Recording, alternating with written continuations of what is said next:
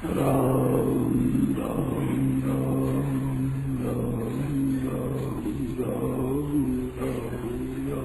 राम पराकृष्ण मधुबंधम परम ब्रह्मनरागते सौंदर्य सार सर्वस्वं वंदे नंदात्मनम प्रपन्न पारिजाताय तूर्वेत्रैकपाणये ज्ञानमुद्राय कृष्णाय गीतामृतये नमः। वसुदेवसुतं देवं कंसचाणूरमर्दनं देवकी परमानन्दं कृष्णं वन्दे जगद्गुरुं। परश्रीभूषितकरान्नवनीतदाभात् पीताम्बरादरुणबिम्बदलाधरोष्ठात् पूर्णेन्दुसुन्दरमुखारविन्दनेत्रात् कृष्णात् परं किमपि तत्त्वमहं न जाने। हरि ओं नमो परमात्मने नमः। श्री गोविन्दाय नमो नमः। श्री राम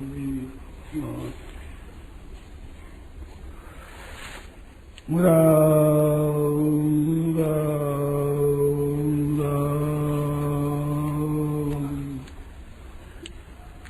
नवरात्रा में रामायण शुरू करते हैं तो नवरात्रा की तिथि कभी घटती है कभी बढ़ती है, तो कैसे रामायण पूरी करनी चाहिए। अपने तो 9 दिन में ही पूरी करनी है, घटे चाहे बढ़े, और आरंभ में नवरात्रा लगते ही शुरू कर देनी चाहिए, इसी रीति से करनी है। दूसरी बात करते हैं कि कोई स्त्री छोटी उम्र में विधवा हो जाए और वो गलत काम करती है तो उससे कैसे छुटकारा पाना चाहिए। देखो, मुख्य बात बताओ, सत्संग भजन ध्यान करते रहने से काम ठीक होता है। विशेष सुधार होता है सत्संग से। असली सत्संग जब मिल जाता है मनुष्य का छुटकारा होता है, परंतु उसके खुद के छुटकारा पाने की इच्छा होने से लाभ होता है। और खुद की अगर नियत नहीं हो तो सत्संग मिलने पर भी लाभ नहीं होता। भूख नहीं लगती, उसको बढ़िया से बढ़िया भोजन दिए जाए तो भी उसका रस नहीं बनता।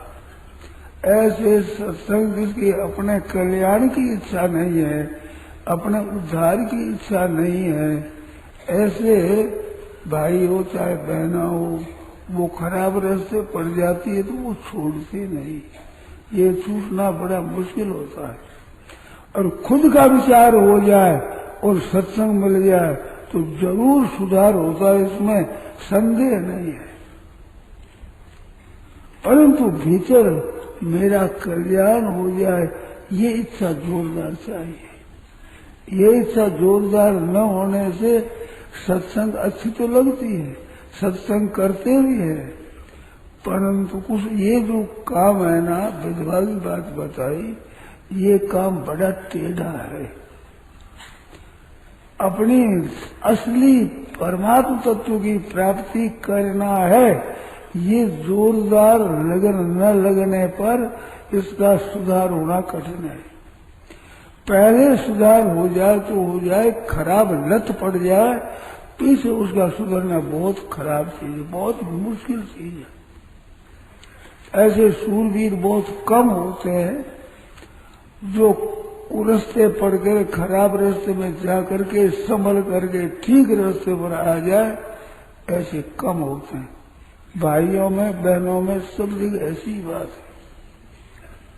तो भाई ये तो पहले से ही ख्याल रखो। माता पिता है, उधर ससुराल वाले हैं, दोनों को विशेष सावधानी रखनी चाहिए। क्यों रक्षा विशेषता, स्त्रियों की विशेषता से रक्षा करनी चाहिए।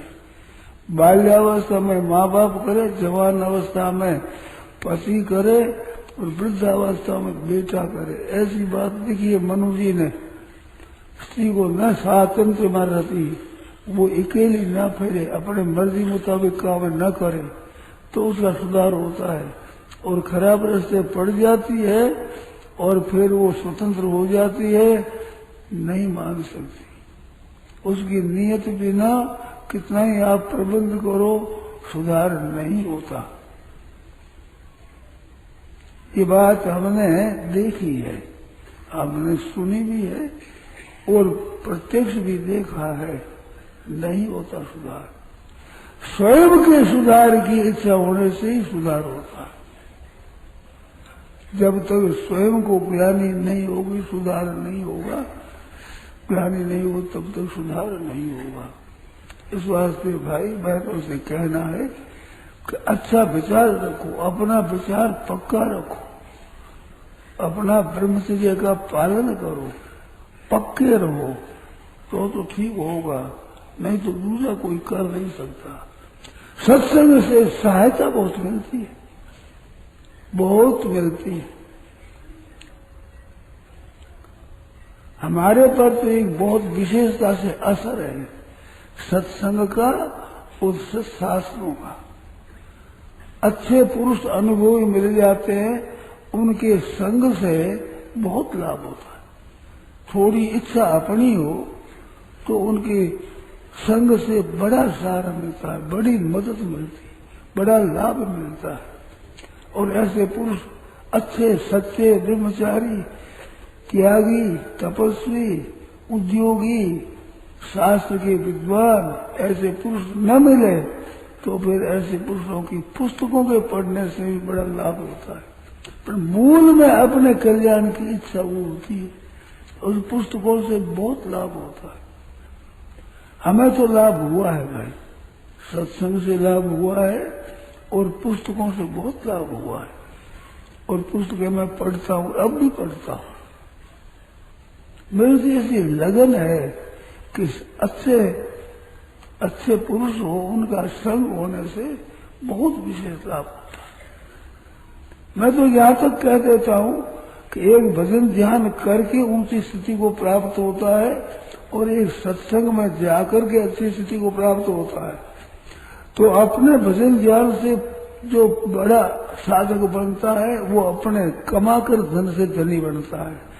और अच्छे पुरुषों का सत्संग मिल जाता है तो वो गोद चला जाता है, उसको जोर नहीं पड़ता है, स्वतः स्वाभाविक उसकी रक्षा होती है और आगाड़ी उन्नति होती है, इसमें संदेह नहीं है। ऐसे पुरुष न मिले तो सच्ची लगन से 80 पुस्तकें पढ़ी जाए, उनसे बहुत लाभ होता है, बहुत विशेष लाभ होता है। परंतु हर एक के दृष्टि नहीं, हम क्या करें, वो तो बात अलग है। हम तो इतनी कह सकते हैं, मेरे खुद की देखी हुई बात, की हुई बात, आजमाइश की हुई बात, पक्की बात है, बहुत लाभ होता है। परंतु अपना लाभ स्वयं करना चाहे सच्ची लगन से तो, नहीं तो बड़ी मुश्किल है। आजकल के जमाने में कठिनता ज्यादा है, कुसंग ज्यादा मिलता है। नारायण नारायण नारायण नारायण। आज सुबह प्रसंग चला था, कल मैंने प्रारब्ध और पुरुषार्थ की बात कही थी, थोड़ी कही, बातें बहुत है इसमें। साधक संजीवनी के 18वें अध्याय में 12वां श्लोक है, उस पर कर्मों के विषय में विवेचन किया है। अगर उचित समझे तो भाई बहन उसको देखें। 18वें अध्याय का 12वां श्लोक, उसमें टीका में प्रारब्ध क्या करता है, पुरुषार्थ क्या करता है, कैसे कैसे काम करता है, इसका विवेचन काफी मात्रा में किया है। पूरा तो नहीं कह सकते, परंतु शंका समाधान किया है और वो समाधान हो सकता है, उसको पढ़े। मनुष्यों के एक धारणा बनी हुई है, उसका सुधार करना बहुत आवश्यक है। जिसमें व्यापारी वर्ग के तो विशेषता से बात बैठी हुई है कि झूठ, कपट, बेईमानी, ठगी, धोखेबाजी, विश्वासघात करने से धन पैदा होता है, सीधी रीति से धन पैदा नहीं होता। एक बात ये बैठ गई भीतर, ये बात सच्ची नहीं है, परंतु मेरी बात कौन सुने? वे समझते हैं कि स्वामी तो समझते नहीं। तो भाई समझता तो मैं नहीं हूं पूरा, कैसे ठेका ले लूं?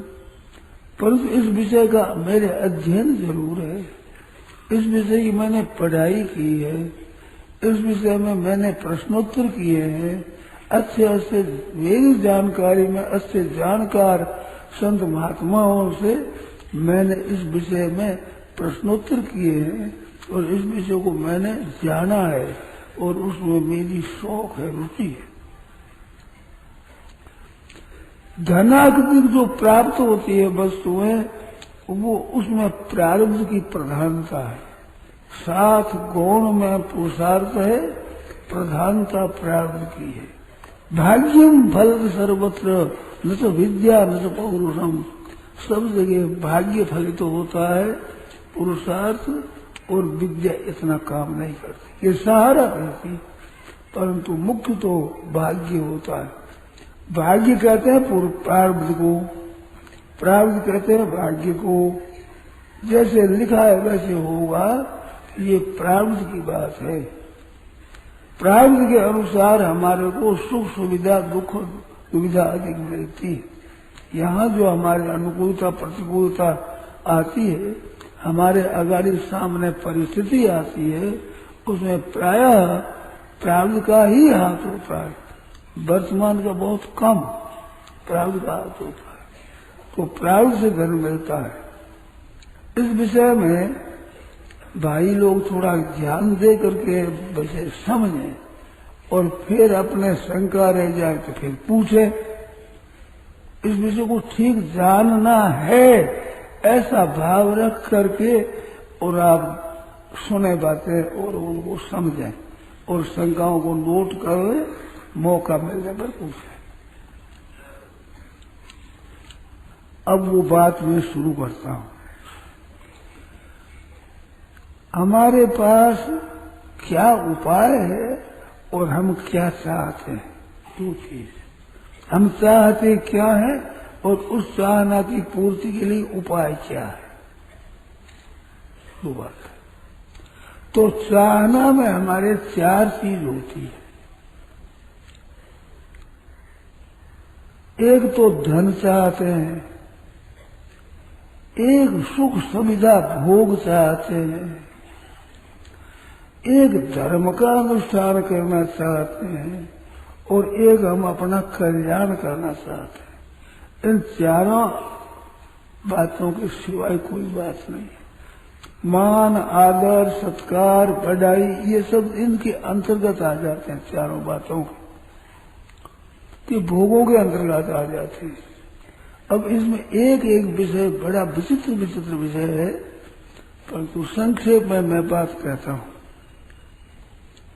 तो 4 बात हम चाहते हैं, इसको 4 पुरुषार्थ करते हैं। अर्थ धर्म काम मोक्ष ऐसे नाम है शास्त्र में, अर्थ धर्म काम मोक्ष। अर्थ नाम धन का है। वे धन के कई भेद होते हैं, मुख्य 2 भेद है, एक स्थावर और एक जंगम।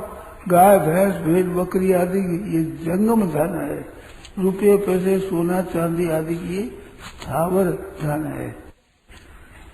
और एक धन चाहते हैं, एक सुख चाहते हैं, सुख भोग भी रहे हमारे को। ये 2 चीज अलग अलग है। धन बहुत है परंतु वो सुख नहीं भोग सकता, और पास में कौड़ी भी नहीं है परंतु सुख से रहता है, आराम से रहता है, ऐसी बात है। और धन है और आराम से रहता है, और निर्धन है और आराम से रहता है। धनी है और तंगी रहती है पैसे की। धनी आदमी के घाटा रहता है पैसों का, तंगी रहती है पैसों की, वस्तुओं की बहुत तंगी रहती है, दुख पाते हैं, सुख नहीं भोग सकते। सुख भोगने का प्रावधान है, उनके धन होने पर भी सुख भोगते हैं, धन न होने पर भी सुख भोगते हैं। ये प्रारब्ध का खेल है, ऐसी बात है मूल में। और धर्म का अनुष्ठान हम चाहते तो कर सकते हैं, नहीं चाहते तो धर्म की जगह पाप कर सकते हैं, उल्टा रास्ता लग सकते हैं। पर पाप और पुण्य ये नया काम करना है, नया है। और सुख और दुख, धनी और निर्धन बनना है, इसमें प्रारब्ध की प्रधानता है। ऐसे ही अपना कल्याण करना, अपने पतन करना, इसमें मनुष्य स्वतंत्र है, इसमें मनुष्य पराधीन नहीं है। अपना कल्याण कर सकता है, उद्धार कर सकता है।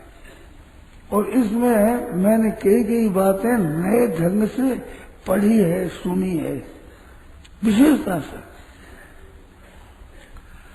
अधिकार बताते हैं अलग अलग, ये मुक्ति का अधिकारी होता है, ये अमुक शास्त्र का अधिकारी होता है, ऐसे अधिकारी बताए गए हैं। ये बातें भी मैंने पढ़ी है, सुनी है, समझी है, कही है। इसके सिवाय मैंने बातें सुनी है कि मनुष्य शरीर मिल गया तो परमात्मा की प्राप्ति का अधिकार उसको मिल गया।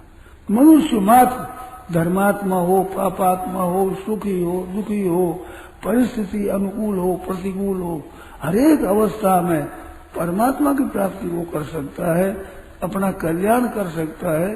ऐसी बात मैंने सुनी है और पढ़ी है और इस पर विचार किया है और मेरे निर्णय भी है, निश्चय भी है।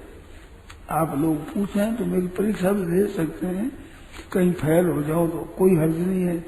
मैंने फेल होने पर भी मेरे दुख नहीं होता है, मेरे को ज्ञान मिलता है, मेरे प्रकाश मिलता है।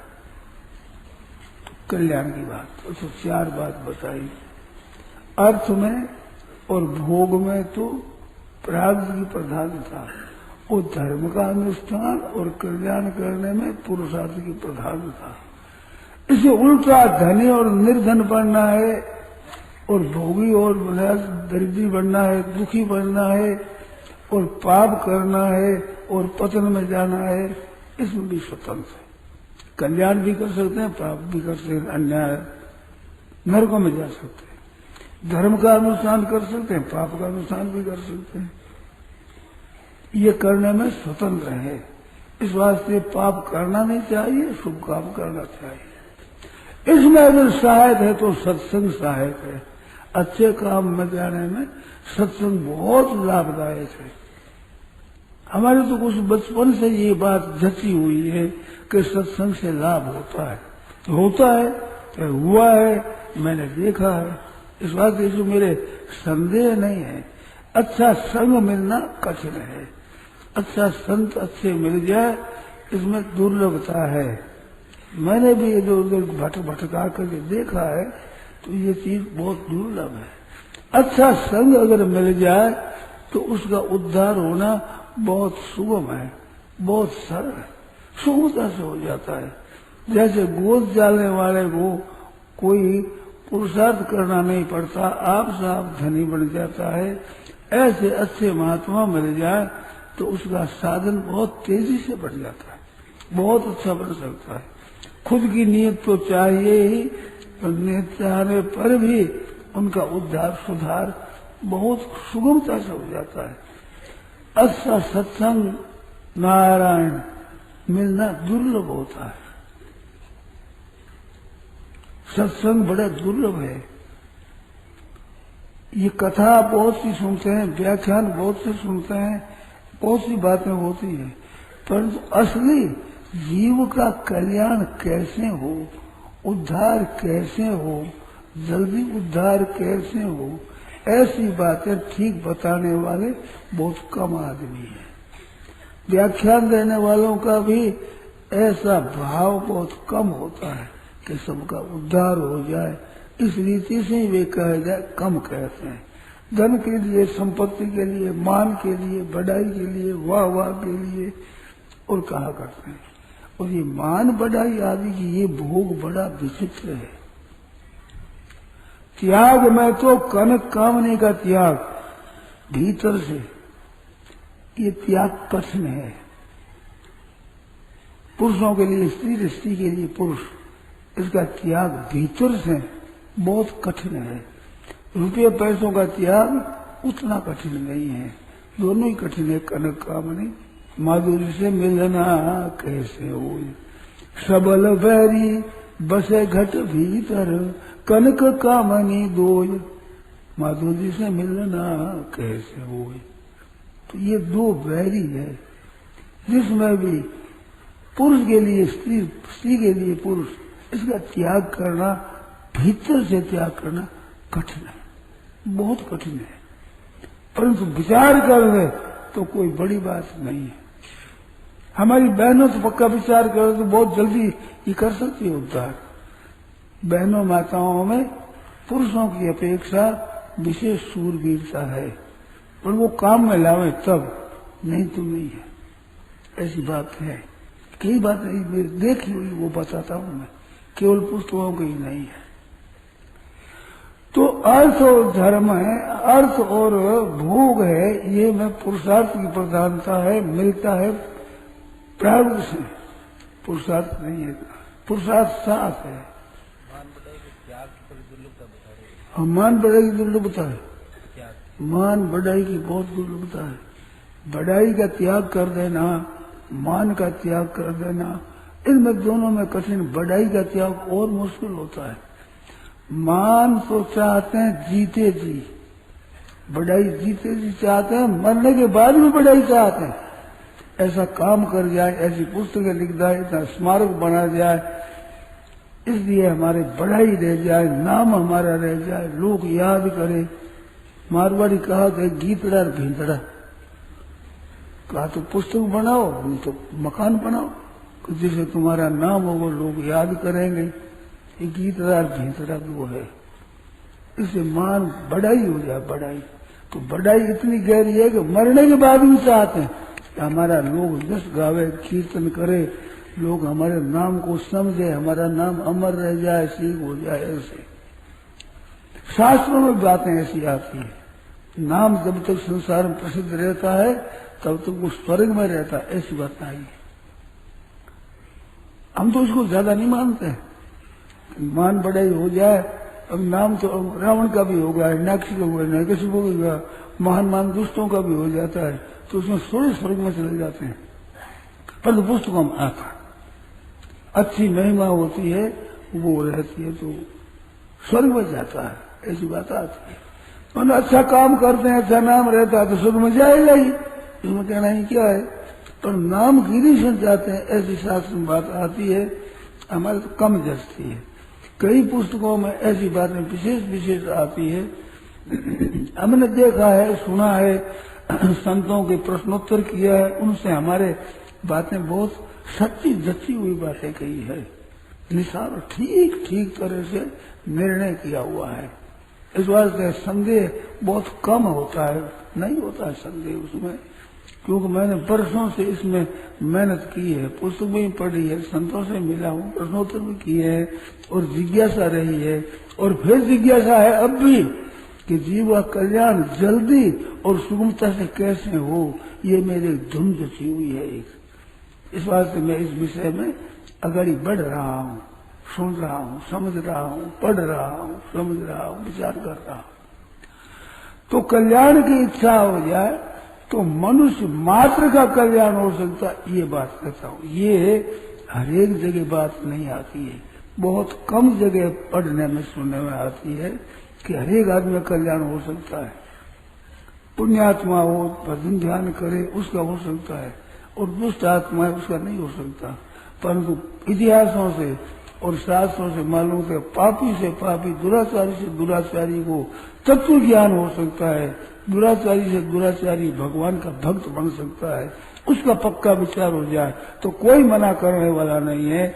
मनुष्य मात्र को ये अधिकार है, मनुष्य मात्र में ऐसी योग्यता है, मनुष्य मात्र को अधिकार है, मनुष्य मात्र में इस विषय का बल है।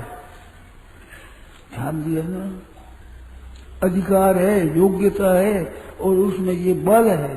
परमात्मा की प्राप्ति में कोई निर्बल नहीं है, कोई अनधिकारी नहीं है, मनुष्य मात्र में कितना ही पापी क्यों न हो। गीता माया अभिषेक सुदुराचारो भजते माम अनन्य भाग, दुराचारी से दुराचारी भी अनन्य भाव से भजन करता है तो भगवान के साधु रेव समन्तव्य, उसको साधु मान लेना चाहिए। कि महाराज दुराचार्य साधु कैसे माने? क्या सम्यक देवस है जो उसने पक्का निश्चय कर लिया कि अब मेरे को इस मार्ग में चलना है, ऐसा निश्चय करने के साथ भगवान उसको धर्मात्मा कह देते हैं कि धर्मात्मा हो गया। हाँ, तो वो तो आचरण तो अच्छा नहीं हुआ है। क्या क्षिप्रम बोली धर्मात्मा? वो बहुत जल्दी धर्मात्मा होते। क्षिप्रम इसका नाम है, क्षिप्रम, चुटकी बजाती। क्षिप्रम आरम्भ द्रुतम शीघ्रम, ये पर्यावाचक शब्द है। तो जल्दी धर्मात्मा बन जाता है। और शाश्वत शांति और शाश्वती शांति, जिसको बढ़कर शांति के आ जाए, उससे अगर कोई शांति नहीं, ऐसी शांति को प्राप्त कर सकता है मनुष्य। भाई हो चाहे बहन हो, इसमें मतभेद है। कई कहते हैं पुरुष का कल्याण होता है, स्त्री का नहीं होता। परंतु मैंने जो गीता आदि देखा, स्त्री वेशस्था सूर्य से भी अंत परांगतिम, गीता के देखने से मालूम होता है कि स्त्री हो चाहे पुरुष हो, सच्चे हृदय से अपना कल्याण चाहते हैं, उनका कल्याण हो जाता है। जिसमें कल्याण शूद्रों का, स्त्रियों का कल्याण जल्दी होता है। युग में भी सतयुग त्रेता द्वापर की अपेक्षा कलयुग में कल्याण में जल्दी होता है। कल्याण में और शूद्रों का और स्त्रियों का, इनका कल्याण बहुत जल्दी होता है, सुगमता से होता है। ऐसा पद्म पुराण में, विष्णु पुराण में ऐसा दिखाया है। तो ये बात है, कल्याण के लिए कोई भी निराश न हो। संसार में धनी बन जाना हाथ की बात नहीं है, पर भजनानंदी बन जाना, त्यागी बन जाना, वृक्ष बन जाना, भगवान का भक्त बन जाना दुर्लभ बात नहीं है, सबके अधिकार है। जो सच्चे हृदय से होगा हो जाएगा। वो बड़े बड़े दुराचारी, बड़े बड़े डाकू, बड़े बड़े चोर, बड़े बड़े हत्यारे, मनुष्यों की हत्या करने वाले ऐसे ऐसे भी भगवान के भक्त बन गए। किसी के पाप बन जाए तो पश्चाताप न करे, अब चेत करो, अब होश में आ जाओ, आपका कल्याण हो जाएगा। इसमें किंचित मात्र भी संदेह नहीं है, प्रत्यक्ष बात है। और कल्याण के मरने के बाद हो जाएगा, ये बात भी ठीक है। परंतु वास्तव में हम तो ये उधार नहीं करते कि पर फिर कल्याण हो जाएगा, अभी हो, अभी इसी समय। मेरे को तो ऐसी ऐसी बातें मिली है कि कोई मनुष्य चाहे तो बहुत जल्दी अपना परिवर्तन कर सकता है, बहुत सुगमता से परमात्मा की तरफ चल सकता है। भाई हो चाहे बहन हो, सच्ची लगन भीतर की हो असली, तो उसको ऐसी ऐसी बातें हैं। मैं बताता भी हूँ, मैंने सुनी है, मैंने पुस्तकों में पढ़ी है और कुछ कुछ करके देखा भी है। तो इस तरह से कल्याण होने में कोई संदेह की बात नहीं है। तो अपने जो सत्संग का समारोह है, ये सत्संग का समारोह केवल कल्याण की प्रधानता है। उद्धार कैसे हो, जीव का कल्याण कैसे हो, परमात्मा की प्राप्ति कैसे हो, तत्व ज्ञान कैसे हो, ये जीवन मुक्त कैसे हो, भगवान का प्रेम कैसे हो, भगवान के दर्शन कैसे हो, ये सब उद्धार के अंतर है, कल्याण के अंतर्गत ये सब बात है। तो इसमें मनुष्य मात्र अधिकारी है और निर्बल नहीं है, सबल है। उद्योग करे, मन की चाह न विशेषता हो जाती। इसमें उद्योग बाहर के पुरुषार्थ की इतनी प्रधानता नहीं है जितनी प्रधानता भीतर के भाव की है। जैसे मीराबाई ने कहा, हेली मारी हरि बिना रहो रे न जाए, बिना भगवान के नींद नहीं आती, भूख नहीं लगती, मन नहीं लगता, बात नहीं सुहाती, कोई संसार काम सुहाता नहीं, केवल भगवान की बात ही सुहाती है। ऐसी अगर चटपटी लगे तो बहुत जल्दी काम होता, बहुत जल्दी। अनंत वर्षों में, अनंत जन्मों में कल्याण हो, वो थोड़े दिनों में कल्याण हो सकता है, इसमें कोई संदेह की बात नहीं है। भगवान दयालु है और भगवान के भीतर जीव मात्र के कल्याण की एक लगन है भगवान के, परंतु जो चाहे उसको वो मिलती है, हर एक को मिलती नहीं। और असली लगन है, सुगमता से कल्याण हो जाता है। परंतु जो कल्याण चाहता है उसको पता है, कल्याण पक्का नहीं चाहता उसकी कल्याण नहीं होती है। शास्त्रों में भी बात आती है, बड़ी कठिन बात है, बड़ी दुर्लभ बात है, परंतु शास्त्रों में दोनों बातें आती है। दुर्लभ का बात आती है और सुलभ का भी आती है। गीता में आती दोनों। नमाम दुष्कृतोम गुड़ा प्रपद्यन्ते नराधमा माया प्रत्यज्ञाना आश्रम भाव श्रद्धा, मेरे शरण नहीं होते दुष्कृति पापी, मेरे पर नहीं होते। और ये शान पंथ गतुम पापम जनानाम पुण्य कर्मणाम, जिनका पाप नष्ट हुआ है ऐसे पुण्य कर्म है वे मेरे भजन में लगते हैं, ऐसा भी आता है। और अभिषेक शुद्धाचारो भक्ति की बात में आई है, ये बात ज्ञान के विषय में। अभिषेक पापेभ्य सर्वेभ्य पापकृत तम, सर्वेभ्य पापेभ्य संपूर्ण पापियों से, और पापकृत तम पापकृतर और पापकृत तम, ऐसा है। अत्यंत पापी हो तो वो भी भगवान का भक्त, तत्व ज्ञान हो सकता है, उसको तत्व ज्ञान हो सकता है, भगवान का भक्त हो सकता है, अपना उद्धार कर सकता है। मनुष्य शरीर मिल गया तो उसको परमात्मा प्राप्ति का अधिकार मिल गया, इसको बड़ा भारी पद मिल गया है। शास्त्र आया है कि जो ऐसे शरीर को प्राप्त करके अपना उद्धार नहीं करता, तम आरूढ़ च्युतम विदु, उसको आरूढ़ च्युत कहते हैं। चढ़ करके गिर गया ऊपर, परम पद को प्राप्त करके नीचे गिरता है, भागवत में आया ऐसा। पतन चलो अनादृत उसमें दंग है, आपके चरणों का अनादर करने वाला आयुष कृष्ण परम पद, बड़े कठिनता से परम पद है, वहां से भी गिर जाता है। भगवान के चरणों का आश्रय न रहने से, तो भगवान के चरणों का आश्रय ले और आश्रय लेकर अपना काम करे, भगवान की आज्ञा के अनुसार चले तो बहुत सुगमता से कल्याण होता है।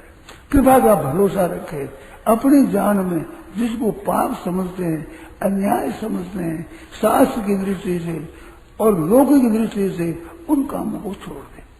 पाप कर्म अन्याय कर्म है, उनका त्याग करना पड़ेगा हर हालत में। साधु हो चाहे गृहस्थी हो, भाई हो चाहे बहन हो, पाप करना छोड़ दे। और पाप करता रहेगा तो जल्दी सुधार नहीं होगा।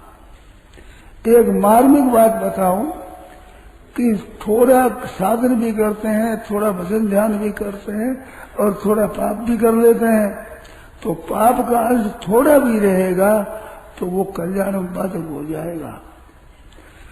कुछ पाप और कुछ पुण्य तो सबके होते हैं।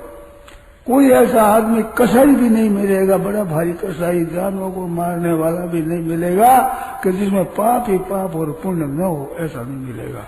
पाप और पुण्य दोनों रहते हैं। केवल साधन रहे, पारमार्थिक बात रहे, पाप न रहे, ऐसे का नाम ही साधक है। पाप करते हैं, साधन करते हैं, वो साधक नहीं होते। पाप पुण्य का हरीश होते हैं, ये कोई बड़ी बात नहीं है। केवल परमात्मा की तरफ चलना है, पाप नहीं करेंगे, अन्याय नहीं करेंगे, ये अगर पक्का विचार हो जाए, उसका रास्ता बहुत सुगमता से तय होता है और बड़ा सत्संग अच्छा मिलता है। और सत्संग से लाभ भी वो विशेष उठाता है जिसने विचार किया है कि अब पाप नहीं करेगा। भगवान ने यही कहा, सम्यक व्यवस्थित हो, इस निश्चय पक्का कर दिया। उस पक्के निश्चय के ऊपर भगवान उसको संत कहते हैं, साधु मंतव्य। तो साधु मानो, किस बात पर मानो? मना अभिषेक सुदूराचार है, होते हुए भी सम्यक निश्चय पक्का कर दिया कि अब परमात्मा की प्राप्ति ही करना है, हमें इस जन्म में और कुछ नहीं करना है, ऐसा पक्का विचार करे, उसको साधु मान लो।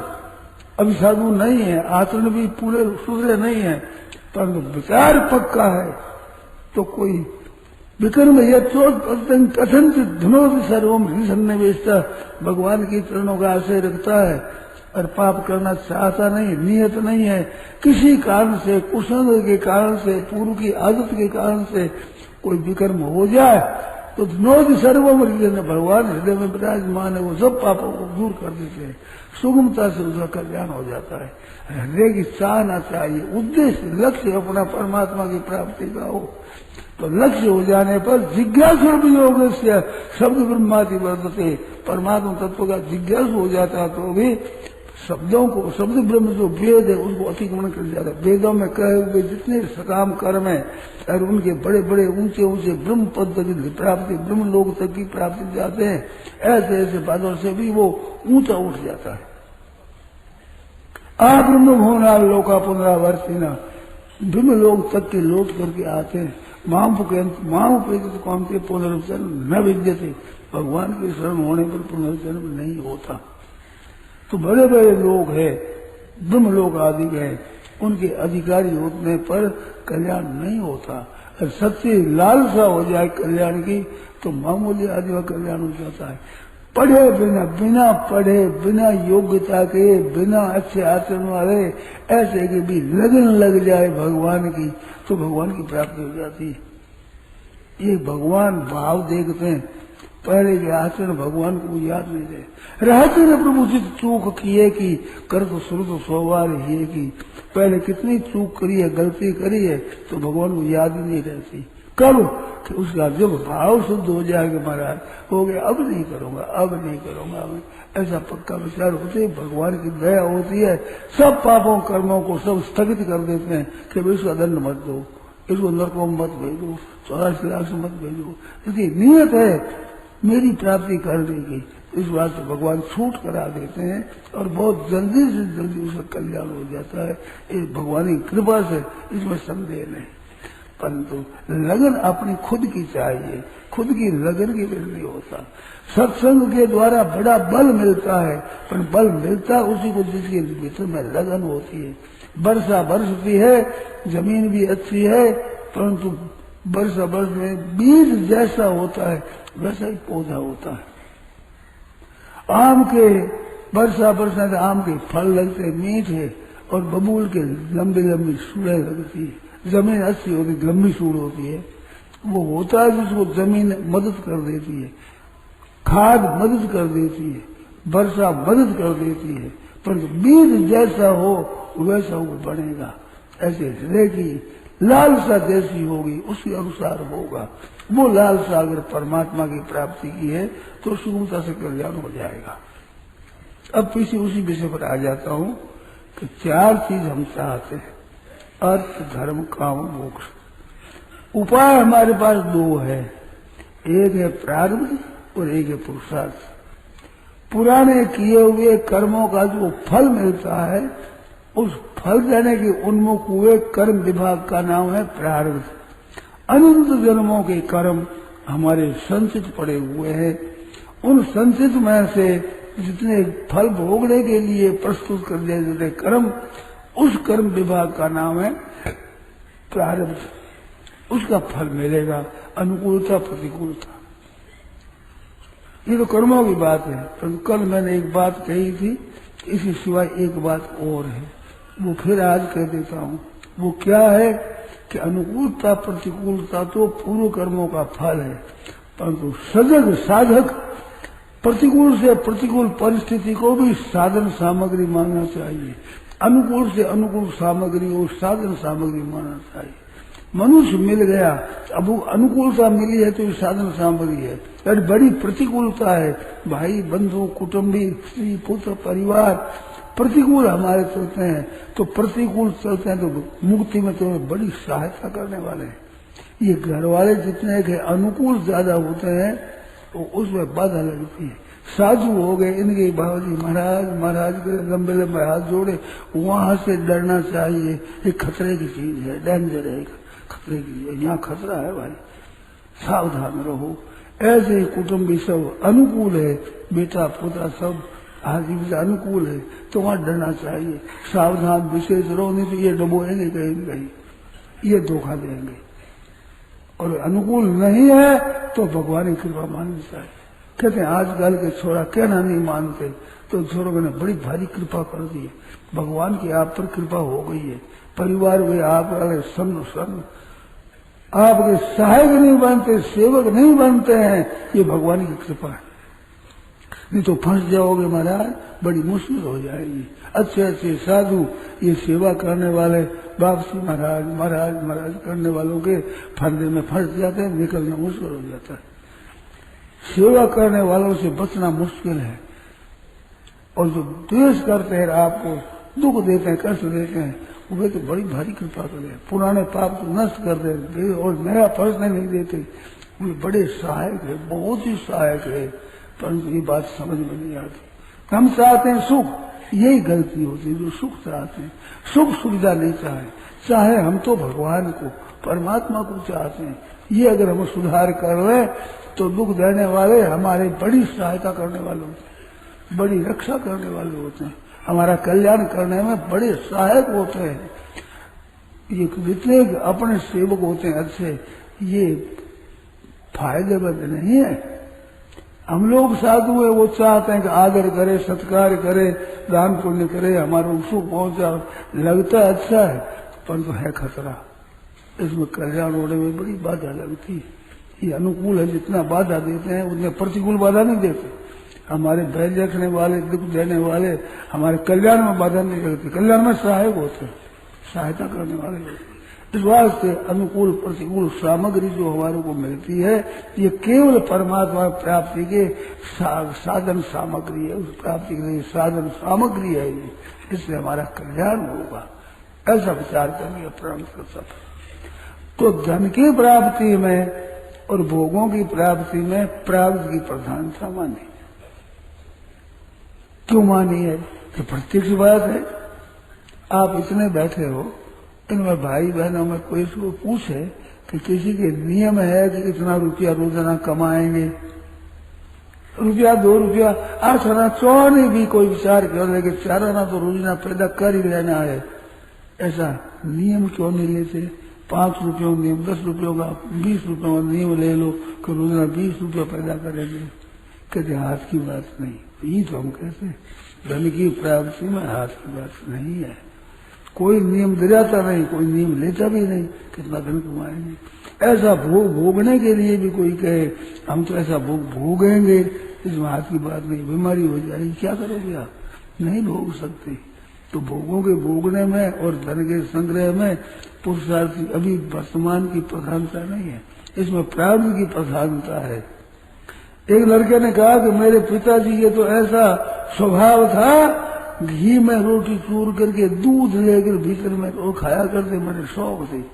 वो तो सुरा बोला कि शौक तो मेरे पिताजी को कम नहीं था बट मिलती नहीं थी, क्या करें? तो शौक तो नहीं लगा, मिल जाए हाथ की बात जो रही है, प्राप्त हो तो मिले, नहीं तो नहीं मिले। शौक होने से क्या हो, रुचि होने से क्या हो? और परमात्मा की जब रुचि हो कोई बाधा दे नहीं सकता, इसमें सब स्वतंत्र है परमात्मा तरफ चलने में। भोगों के भोगने में, रुपया इकट्ठा करने में स्वतंत्र नहीं है, इसमें स्वतंत्रता है। वो स्वतंत्रता कैसे मिटे? तो लोगों ने समझा पाप करो, अन्याय करो, झूठ कपट करो, बेईमानी करो, धोखाबाजी करो, इनकम टैक्स चोरी करो, सेल टैक्स की चोरी करो, इससे धन हो जाएगा। ऐसी बहुतों की जची हुई बात है, बिल्कुल गलत है, परंतु मान नहीं सकते। मेरे को समझेंगे स्वामी जी समझते नहीं, ये भोग है, इनको पता नहीं है, व्यापार किया नहीं, उनको क्या पता है। परंतु मैं व्यापार करने वालों के साथ रहा हूँ, मेरे साथ व्यापार करने वाले रहे हैं, उनके साथ मेरी बातचीत हुई है, मेरे मित्र हैं, इस बात से उनकी बातें होती मैं जानता हूँ। आप तो समझो स्वामी जी भोले है तो हम आज से भोले हो जाए, कोई अर्ज नहीं है।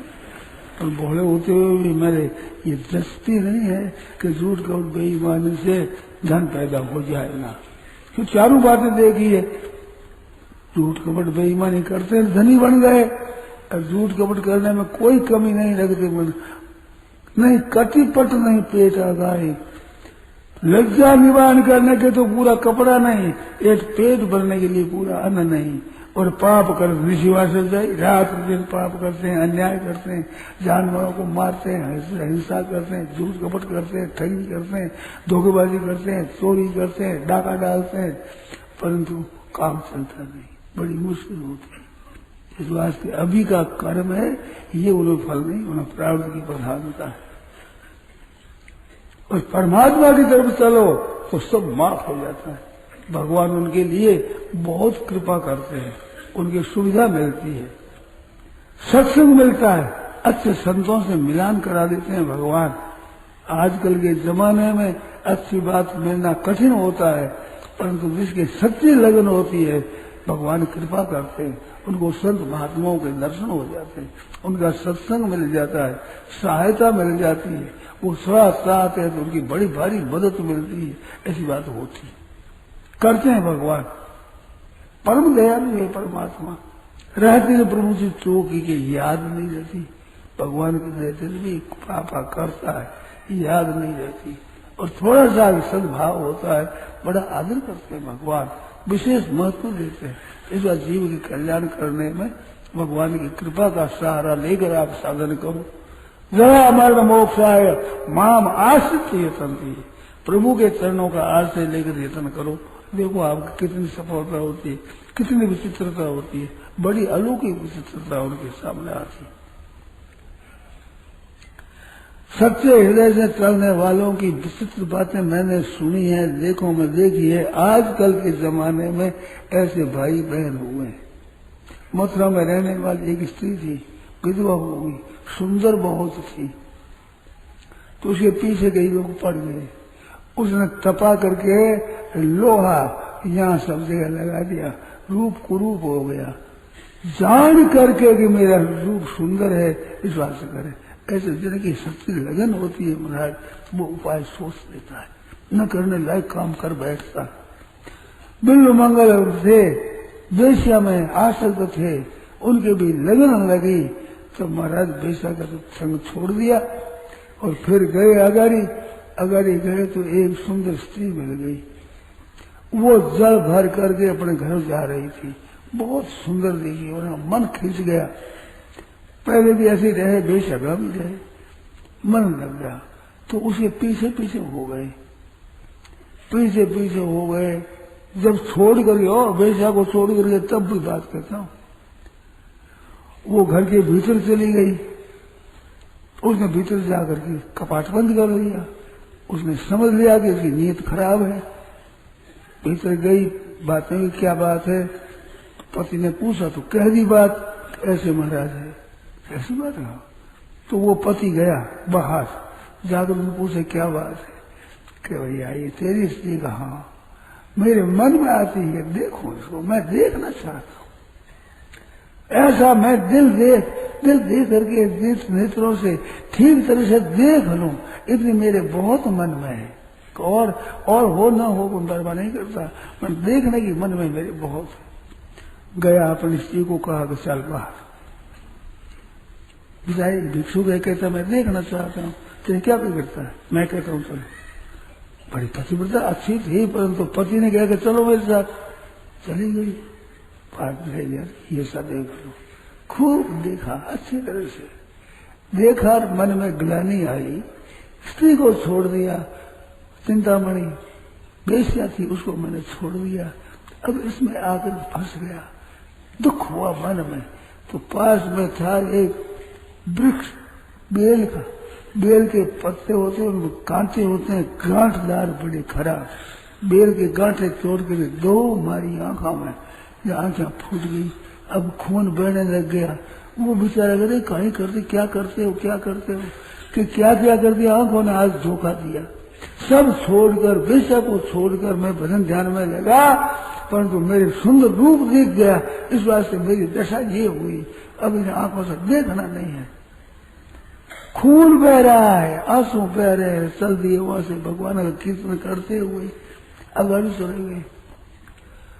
अगाड़ी वहां पर मना दर्शन लग गए, बीमार हो गए, अंधे हो गए, सेवा कौन करे? तो ठाकुर जी स्वयं सेवा करते हैं। योग सेवम बहाम्य प्रतिज्ञा पत्र लाकर देते हैं। तो सूरदास जी क्या लोगे कि भैया दर्शन लग रही है, तो उनके साफ किए कपड़े जल दिया, सफा कराया, फिर पत्र ला कर दिया, ले मैं पत्र देता हूं, खा लो। खा लिया, खा तो लिया, पर तो मुश्किल हो गई। वह छोरी की याद आवे बार बार, लड़का बड़ा अच्छा है, सुंदर, बोलना बड़ा सुंदर है, सेवा करता है, उसकी चिंतन होने लग गया। दूसरे दिन आया, वो क्या महाराज ले लोगे? ना भाई मैं नहीं करूंगा। स्त्रियों के मुंह से फंसा, एक छोरे के मुंह में फंस गया। अब मैं तो नहीं करूंगा, नहीं खाऊंगा, नहीं करूंगा। तो तुम क्या चाहते हो? भैया क्या चाहता हूँ? अंधा हूँ, मैं वृंदावन जाना चाहता हूँ, भगवान के यहाँ धाम में चला जाऊं, क्यों भटकता करूं? ठाकुर जी जो देंगे जो खा लोगे, वृंदावन चाहता। तो लो लाठी पकड़ो, मैं अब वृंदावन पहुंचा देता हूँ। लाठी पकड़ा दी, तो वो मेरे आगे चले। थोड़ी देर गए, लो जंगल गए, आ गए। ये कीर्तन सुनता है ना, ये वृंदावन आ गया। अब तो पहुंच गए, ठीक है ना? तो देखा रे वृंदावन इतना जल्दी कैसे आ गया, और ये छोरा कौन है? लाठी को देख हाथ पकड़ा, हाथ पकड़ा तो बिजली ही दौड़ गई, भीतर में विचित्र आनंद आया कि बात क्या है कि छोरा मामूली नहीं है। मैं तो समझा चोरे के मुंह में फंस गया, पर चोरा मामूली नहीं, पकड़ लिया तो छोड़ जाओगे सूरदास जी? छोड़ू नहीं, अब नहीं छोड़ूंगा मैं, अब महाराज नहीं छोड़ूंगा मैं, दुख पाया, आंखें फोड़ी, सब कुछ किया तुम्हारे लिए। पकड़ा जोर से, ठाकुर ने झटका तर छुड़ा दिया। तो मां छुड़ाए जात हो निबल जान के मुंह, हृदय से हरि जाओ तो वीर बदूंगा। तो आपको सूरवीर तब समझू मेरे हृदय से निकल जाओ। बातें छुड़ा दी, क्या हुआ? मैं अंधा, निर्बल, बीमार, इसको छुड़ा दिया तो क्या आपकी सूरवीरता है? सूरवीरता तब हो मेरे हृदय से निकल जाओ। हृदय से निकल जाना भगवान के हाथ की बात नहीं। हृदय दिया मना, सब कुछ छोड़ दिया, आंखें फोड़ दी केवल भगवान के लिए। अब भगवान छोड़ दे उनको, कैसे छोड़ दे? तुम जा नहीं सकते, छोड़ नहीं सकते। भगवान ठाकुर ने दर्शन दिए, नेत्र दिए, और कि तुम्हारे को नेत्र दे दो कि ना महाराज नेत्र में नहीं सकता, नेत्र में धोखा हुआ मेरे, नेत्र मेरे सूर अंधा ही कर दो। अंधे ही रहे, अपने भगवान के भक्त हो गए। बिल्लु ब्राह्मण थे,